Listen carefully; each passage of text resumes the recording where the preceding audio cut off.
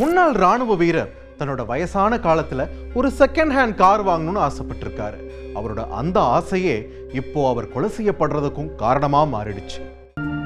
தார் உருக்கும் ஃபேக்டரியில் போலீசார் தேடிக்கொண்டிருப்பது ஒரு முன்னாள் ராணுவ வீரரின் உடல் பாகங்களை.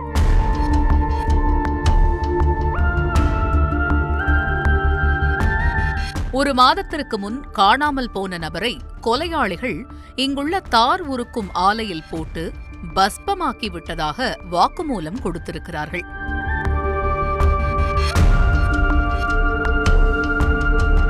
-170 வெப்பநிலையில் அந்த ராணுவ வீரரை உலைக்குள் போட்டு உருக்கியிருப்பதால் எலும்புகள் கூட மிஞ்சவில்லை.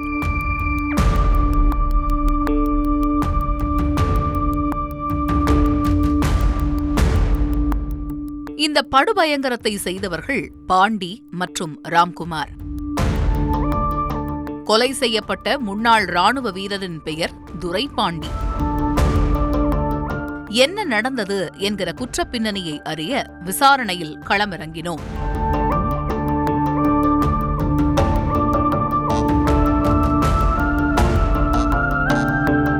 விருதுநகர் மாவட்டம் காரியாபட்டி அருகே உள்ள மேல அழகிய நல்லூர் கிராமத்தைச் சேர்ந்தவர் துரைபாண்டி. இளம் வயதில் ராணுவத்தில் வேலை பார்த்து வந்த துரைபாண்டி அங்கிருந்து VRS வாங்கிய பிறகு தேர்வெழுதி ரயில்வேஸில் பணியாற்றி ஓய்வு பெற்றிருக்கிறார். தற்போது 62 வயதாகும் துரைபாண்டிக்கு மனைவி மற்றும் 2 மகன்கள் உள்ளனர். பெயருக்கு குடும்பம் இருந்தும் துரைபாண்டியோடு யாரும் பாசத்தை காட்டி ஒட்டி உறவாடவில்லை.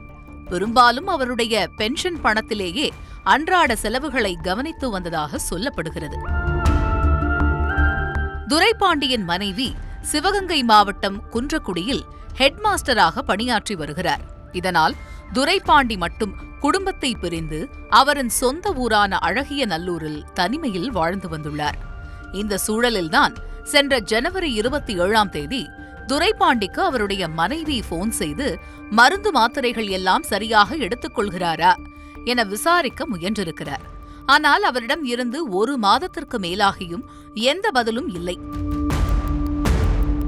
இதையடுத்து சந்தேகமடைந்த துரைபாண்டியின் குடும்பத்தினர் அழகிய நல்லூரில் உள்ளவர்களிடம் தீர விசாரித்த பிறகு சென்ற மார்ச் 1ஆம் தேதி துரைபாண்டியை காணவில்லை என புகார் அளித்துள்ளனர்.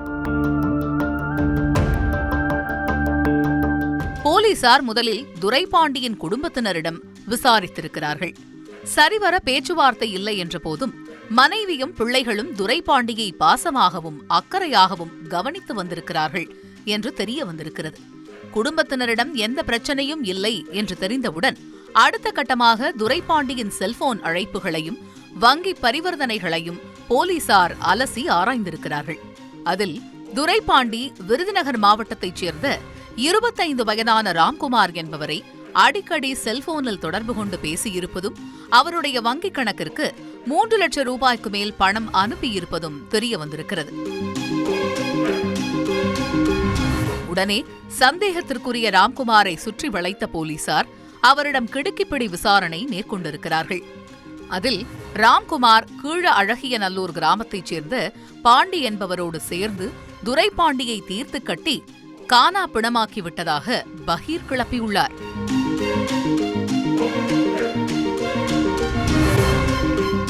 வயதாகிக் கொண்டே இருப்பதால் துரைபாண்டி சில மாதங்களுக்கு முன்பு செகண்ட் ஹேண்டில் ஒரு கார் வாங்க வேண்டும் என ஆசைப்பட்டிருக்கிறார். துரைபாண்டியின் விருப்பத்தை அவருடைய நண்பரான பாண்டியிடம் தெரிவித்துள்ளார். இதையடுத்து பாண்டி ராம்குமார் மூலம் கடையநல்லூர் பகுதியில் இருந்து 3,50,000 ரூபாய்க்கு ஸ்கார்பியோ கார் ஒன்றை வாங்கி கொடுத்திருக்கிறார்.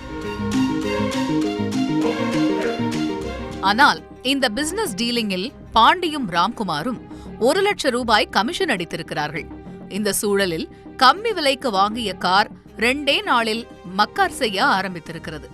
அதன் காரணமாக துரைபாண்டி நண்பர்களிடம் இந்த காரை திருப்பிக் கொடுத்து விடலாம் என கூறியிருக்கிறார். அப்போதுதான் நண்பர்கள் இருவரும் 1 லட்சம் ரூபாய் கமிஷன் அடித்திருப்பது தெரியவர துரைபாண்டி அதிர்ந்து போயிருக்கிறார். இருவரையும் கண்டித்து பணத்தை திருப்பி கேட்டதும் மட்டுமின்றி மற்றவர்கள் முன்னிலையில் அவமானப்படுத்தியுள்ளார். இதனால் டென்ஷனான பாண்டியும் ராம்குமாரும் துரைபாண்டிக்கு ஸ்கெட்ச் போட்டிருக்கிறார்கள்.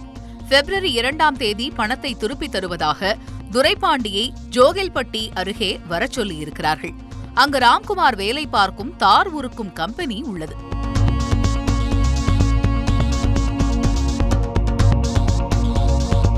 நண்பர்கள் திருந்திவிட்டார்கள், செய்த தவறுக்கு வருந்திவிட்டார்கள் என்கிற நினைப்பில் வந்த துரைபாண்டிக்கு அவர்களின் திட்டம் தெரிந்திருக்க வாய்ப்பில்லை.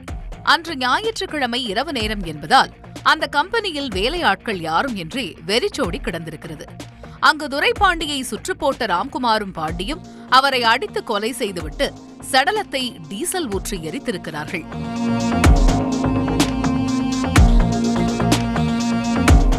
அதன் பிறகு ஜெயிலர் பட வில்லனாக மாறி கரிக்கட்டையாக கிடந்த சடலத்தை தார் உருக்கும் ஆலைக்குள் போட்டு 170 டிகிரி வெப்பநிலையில் பஸ்பமாக்கி விட்டதாக வாக்குமூலம் கொடுத்துள்ளனர்.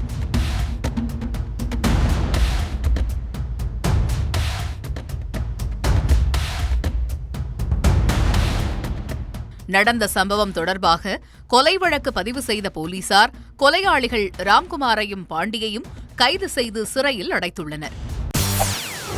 செய்திகளை உடனுக்குடன் தெரிந்து கொள்ள உடனே சப்ஸ்கிரைப் பண்ணுங்க.